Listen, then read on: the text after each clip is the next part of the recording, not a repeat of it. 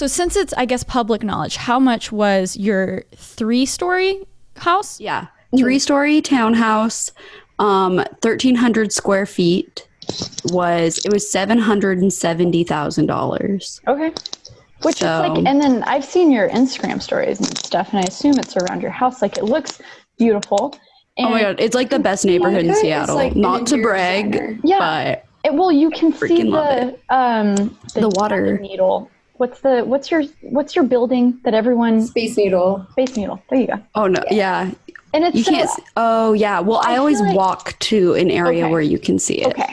So I don't have that view. That would be sick though. Right. Really One day, maybe. So, do you have? So now that you've been in it for 6 months.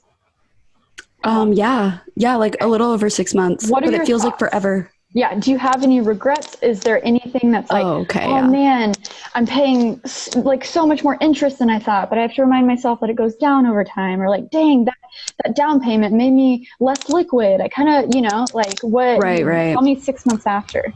Yeah. No regrets on getting it at all. It's great. It's funny because now being a homeowner, like it doesn't feel any different from renting literally at all. So that's kind of funny to me. I'm like, I don't feel like I have some power over everything at all. It feels pretty normal because I'm not doing any crazy renovations, Right. Yeah. That would make it feel like. I have one regret with it to share.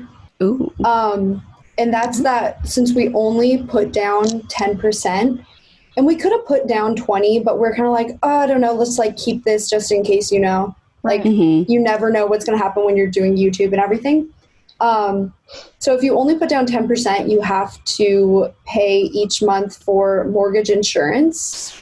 And then you can just pay the other 10% to stop paying that. But I didn't realize you have to get it appraised again, which is another couple $1,000s, I think, and just kind of a hassle. So wait, so because you did 10%, mortgage insurance is something you have to have because of that instead of that's weird because by paying 10%, you have more cash on hand though.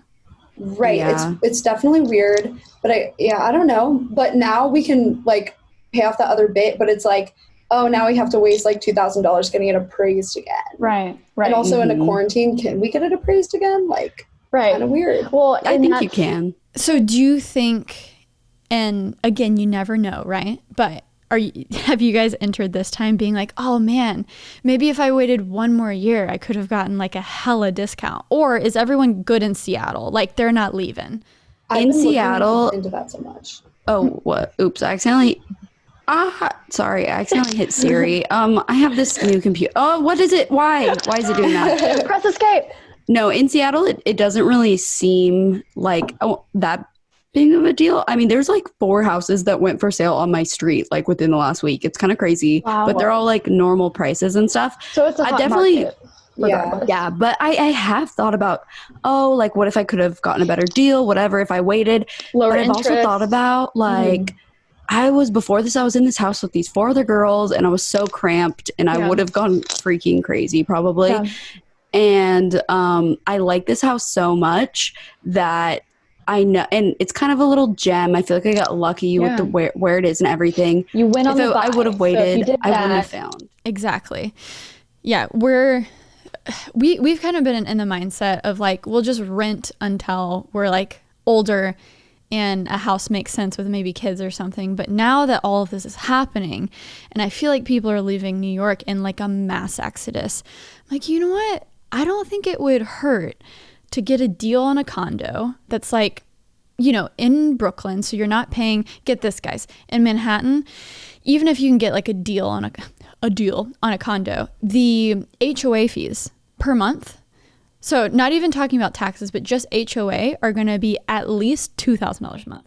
That's insane. So what's the point? What? That's in LA. I see 300 to 500 is pretty common, and even that I'm like, oh my god, that was like to me the biggest selling point of our townhouse in Seattle. No HOA because it's yours. No HOA. Yeah. Wow. Some townhouses do though. A lot of townhouses do, but that one didn't, and I was like, wow, whoa, yeah. That's great. That's great. In Seattle, the HOA price is more like, oh my god, why does Siri keep going off?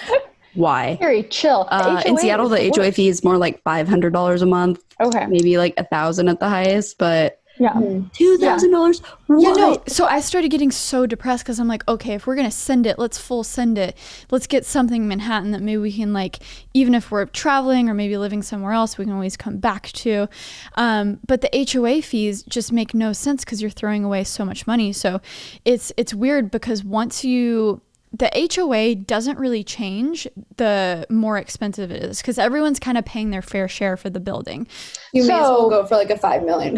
Exactly. Well, that's the thing. Like the $2,000 isn't a big deal to people who are buying $5 to $10 million condos. But when you're buying a $1 million condo, it just seems ridiculous, right? Mortgage kind of, yeah. Exactly. So we started, because, we live in Brooklyn now. So we started looking at like cute neighborhoods around that are a little bit more like residential, but it's still,